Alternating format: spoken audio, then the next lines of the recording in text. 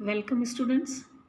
मैं विष्णु प्रभा गुप्ता, सह आचार्य अर्थशास्त्र, राजकीय डूंगर महाविद्यालय बीकानेर राजस्थान से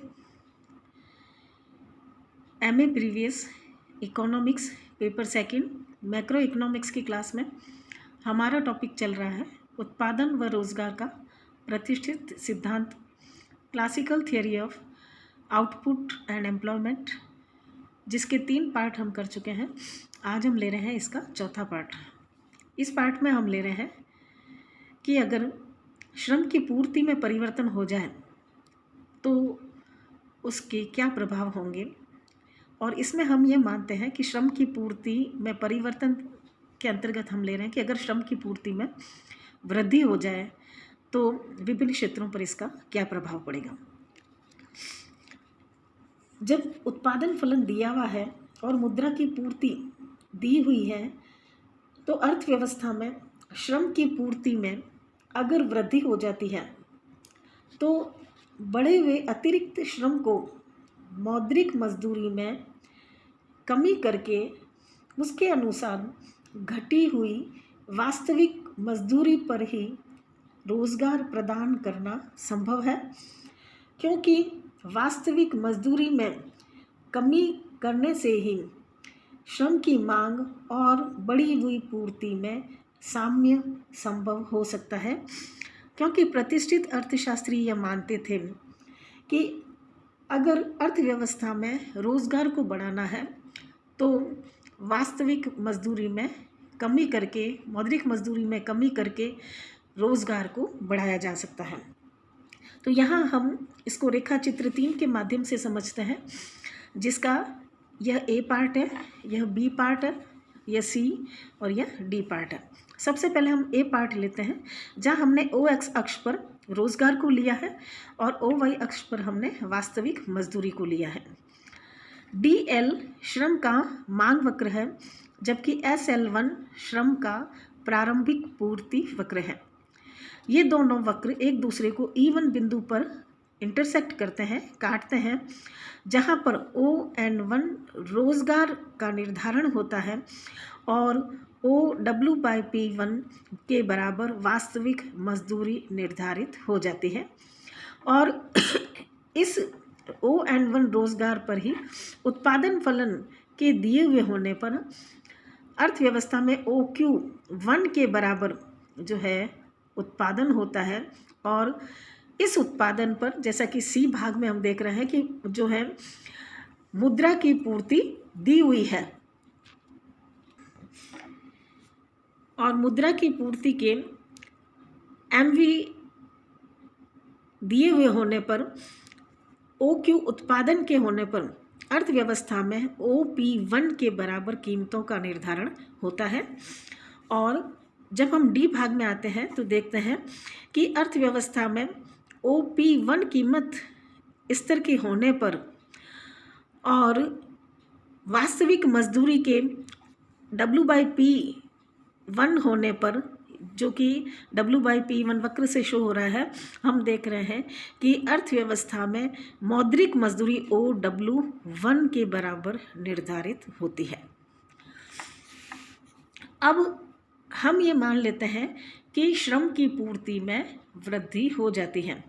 जब श्रम की पूर्ति में वृद्धि हो जाती है तो यह वक्र शिफ्ट होकर SL1 वक्र जो है वह शिफ्ट होकर दाहिनी ओर खिसक जाता है और यह SL2 का रूप ले लेता है। और यहाँ पर हम देख रहे हैं कि DL और SL2 दोनों एक दूसरे को E2 बिंदु पर कट करते हैं, जहाँ पर अर्थव्यवस्था में रोजगार का स्तर ON1 से बढ़कर ON2 हो जाता है और यहाँ पर वास्तविक मजदूरी OW/P1 से घटकर अब OW/P2 हो जाती है। और यही क्लासिकल अर्थशास्त्री कहते थे कि वास्तविक मजदूरी को घटाकर ही अर्थव्यवस्था में अधिक लोगों को रोजगार देना संभव हो सकता है। जब अर्थव्यवस्था में अधिक लोग अब रोजगार प्राप्त कर रहे हैं, जो कि ON2 के बराबर है, तो बी पार्ट में हम देखते हैं कि ON2 लोगों के द्वारा रोजगार प्राप्त होने पर अर्थव्यवस्था में उत्पादन का जो स्तर है वह पहले की तुलना में बढ़ जाता है, यानी कि यह यहाँ पर आ जाता है और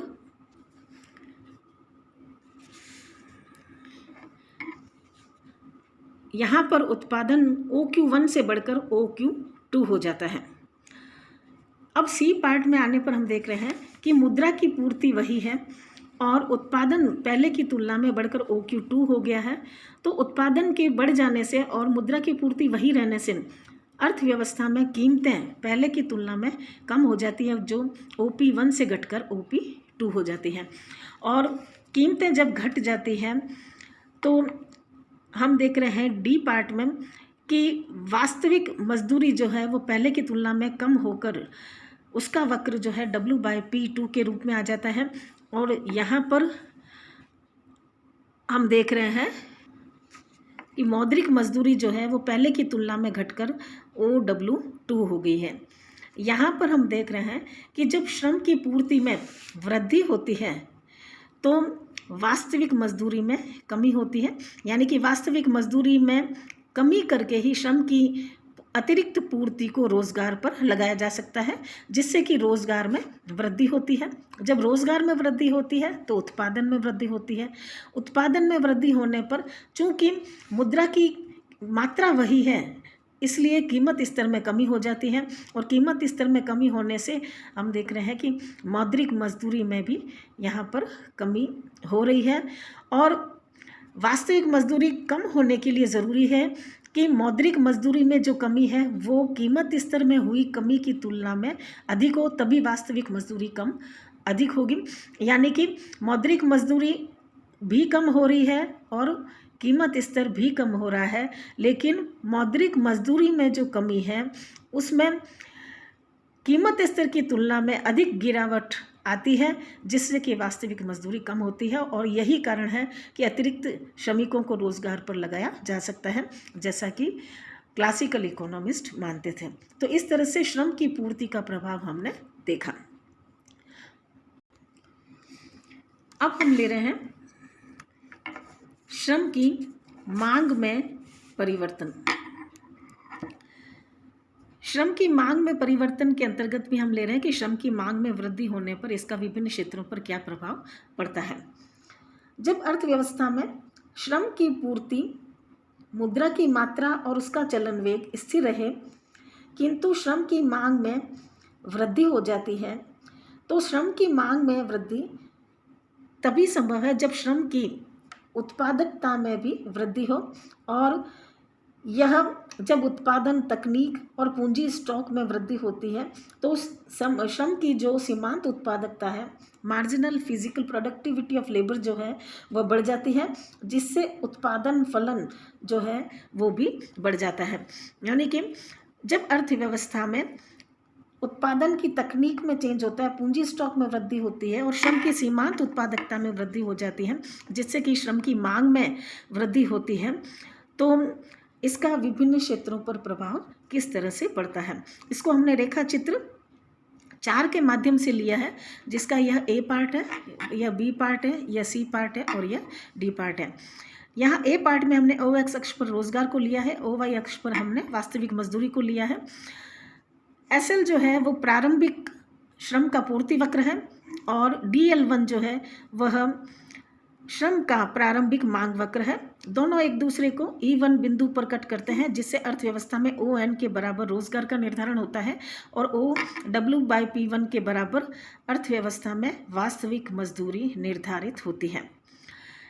यहाँ से हम बी पार्ट में आते हैं और हम देख रहे हैं कि ON1 रोजगार के होने पर और उत्पादन फलन जो है वह O1 के बराबर है, तो अर्थव्यवस्था में ON1 व्यक्तियों द्वारा OQ1 इकाइयों का उत्पादन होता है। और इतने उत्पादन स्तर पर हम देख रहे हैं कि जब मुद्रा की मात्रा और चलन वेग दिया गया है तो अर्थव्यवस्था में वस्तु की जो कीमतें हैं या कीमत स्तर है वह OP1 के बराबर निर्धारित होता है। और OP1 कीमत स्तर के दिए हुए होने पर तथा वास्तविक मजदूरी के OW/P1 के दिए हुए होने पर अर्थव्यवस्था में OW1 के बराबर मौद्रिक मजदूरी का निर्धारण होता है। अब चूंकि श्रम की मांग में वृद्धि हो गई है तो श्रम का मांग वक्र ऊपर की ओर खिसक कर DL2 के रूप में आ जाता है।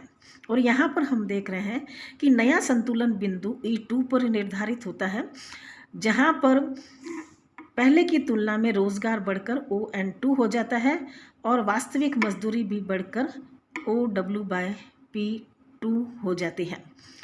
जब उत्पादन जब उत्पादन पर इसका असर हम देखते हैं तो यहाँ हम देख रहे हैं कि उत्पादन जो फलन है वह ऊपर की उत्पादन फलन वक्र जो है वो O2 के रूप में आ जाता है और उत्पादन जो है वह बढ़कर OQ1 से OQ2 आ जाता है। चूँकि अब सी पार्ट में हम देख रहे हैं कि मुद्रा की मात्रा और चलन वेग उसमें कोई अंतर नहीं आया है, वह उतना ही है। तो OQ2 उत्पादन के दिए हुए होने पर और मुद्रा की मांग और चलन वेग के पहले जितना ही स्थिर रहने पर अर्थव्यवस्था में कीमत स्तर जो है वो गिर गया है और वह OP2 के बराबर आ गया है। तो कीमत स्तर के गिरने पर और यह चूँकि OP2 के बराबर है और वास्तविक मजदूरी जो पहले की तुलना में बढ़ गई है तो यह OW/P2 के बराबर जो है यह वक्र शो कर रहा है। तो इस स्थिति में मौद्रिक मजदूरी जो है वह OW1 की तुलना में OW2 के बराबर हो जाती है। तो यहाँ पर हम देख रहे हैं कि श्रम की मांग में जो वृद्धि होती है वह श्रम की सीमांत भौतिक उत्पादकता में वृद्धि होने पर ही संभव है और श्रम की मांग में वृद्धि होने पर जो है रोजगार में वृद्धि होती है, रोजगार में वृद्धि होने पर उत्पादन में वृद्धि होती है, उत्पादन में वृद्धि होने पर चूंकि श्रम मुद्रा की मात्रा और चलन वेग स्थिर है तो कीमतें पहले की तुलना में कम हो जाती है और कीमतें कम होने के साथ ही पहले की तुलना में मौद्रिक मजदूरी बढ़ जाती है। यानी कि एक तरफ मौद्रिक मजदूरी बढ़ जाती है और दूसरी तरफ कीमतें कम हो जाती है, जिसका परिणाम यह होता है कि हम देख रहे हैं कि वास्तविक मजदूरी में वृद्धि हो गई है। तो इस तरह से जो श्रम की मांग में जो परिवर्तन है वह विभिन्न क्षेत्रों पर अपना प्रभाव डालता है। तो आज हम इतना ही रखते हैं। Thank you.